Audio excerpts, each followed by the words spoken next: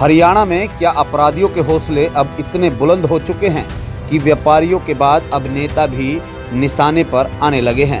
रोहतक में महम से आई इस घटना ने कई बड़े सवाल खड़े कर दिए हैं।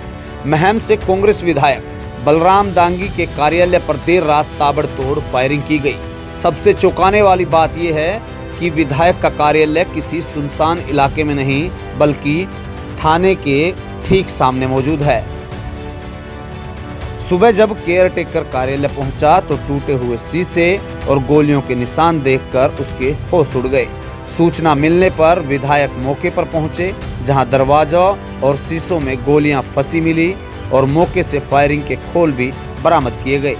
अब सवाल सिर्फ एक कार्यालय पर हुई फायरिंग का नहीं है, सवाल अब कानून व्यवस्था पर है, जिस पर पहले से ही लगातार सवाल उठ रहे हैं। अगर थाने के सामने ऐसी वारदात हो सकती है तो आम आदमी की सुरक्षा को लेकर चिंता बढ़ना स्वाभाविक है। हालांकि इस मामले के पीछे कौन है, मकसद क्या था, इसका खुलासा जांच के बाद ही होगा।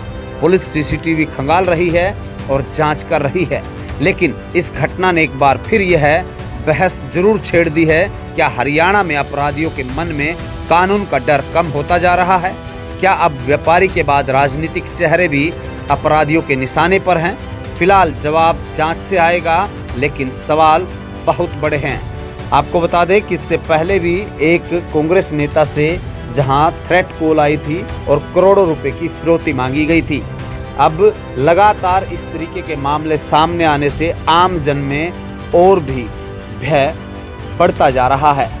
अब देखना दिलचस्प होगा कि प्रशासन और सरकार इसको कितनी गंभीरता से लेते हैं और इसके पीछे के कारण कब और ये गुत्थी कब सुलझ पाती है। ब्यूरो रिपोर्ट, सिटी तहलका। इतना कि मैं तो सुबह उठा, मेरे पास फोन आया जो यहाँ पे केयर टेकर है लोग, जैसे तो मैंने फोटो मंगवाई तो उसमें सीधा ये प्रतीत हुआ है जैसे फायर हो रखे हो। फिर आए, फिर मैंने एसपी साहब को भी बोला, डीएसपी साहब को भी, एसएचओ को भी बोला।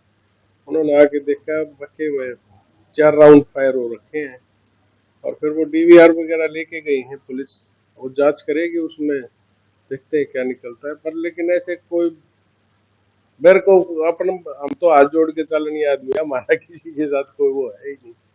तो कहीं ना कहीं सरकार का फेलियर मानती है। देखो बिल्कुल सामने थाना है, शरारती तत्व तो शरारत करते हैं। इसमें आपने देखा होगा कई साल से लगातार ऐसे काम और भी जगह पे भी हो रहे हैं, आम आदमियों के भी हो रहे हैं, और सरकार का फेलियर तो है ही, बिल्कुल फेलियर है ये। इसमें मेरी यही अपील है, सरकार थोड़े से इसमें सख्ताई से वो करे, और भी कई वारदात हुई है उनको भी अच्छी तरह ध्यान से देखें। कोई शक्तिदार नहीं ना, ऐसा कोई वो नहीं है, कोई वो नहीं किसी प्रकार का, अपना कोई किसी के ऊपर कोई शक नहीं, रोटी की कोई पर्ची ना ना ना ना। समझ से परे की बात है।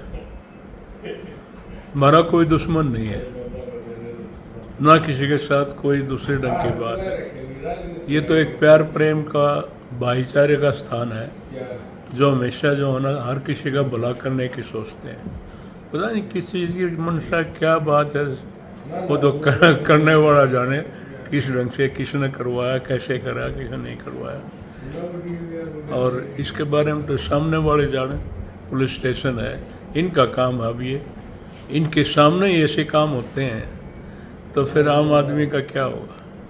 तो मैं तो यही कहना चाहता हूँ, ये इनको चैलेंज है, हमारे लिए तो चैलेंज नहीं कहूँगा मैं। ये हमारे लिए तो थोड़े से दूसरे ढंग से जो आदमियों की मन भावना की बात है, उसकी वजह सारा सब है। क्योंकि यहाँ पर हर वक्त 20, 30, 50, 100 आदमी पूरा दिन बैठे रहते हैं।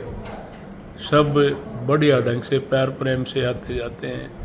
सामने थाना है, तहसील है, सब डिवीज़न है, मिनी सेक्रेटरीट है, लोग पूरे हल्के से आते हैं और दिन में चाय पानी, होका पानी, सारा सब कुछ यहाँ पर आकर के बैठ कर के मजे। ये मेरे ख्याल से तो यही बात सहन लोगों से नहीं हो पा रही, और मैं समझता हूँ कि इसी का एक कारण हो सकता है। और हमारे साथ तो किसी का कोई बैर नहीं, किसी की दूसरी दुर्भावना नहीं है। आप यहाँ आए हैं तो कितने फायर हुए हैं, क्या नुकसान है, क्या दिखाई दे रहा है आपको, वही कौन था?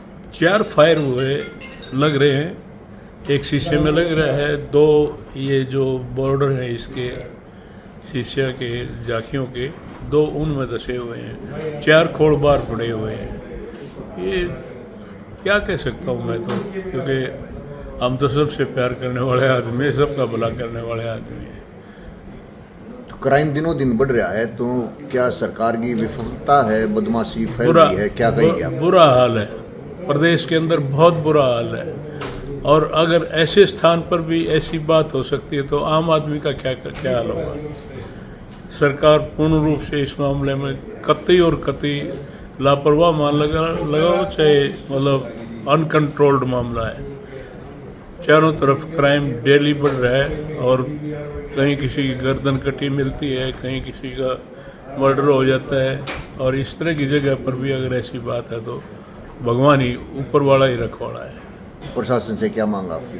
प्रशासन तो सामने है, हमारे सामने प्रशासन ही बैठा है जो लोगों की रक्षा के लिए, सुरक्षा के लिए जो एक सेटअप है वो है। यहाँ पर पुलिस स्टेशन है, डीएसपी का ऑफिस है और उनके सामने ये बात है तो ये चैलेंज उन्हीं को है ज़्यादा।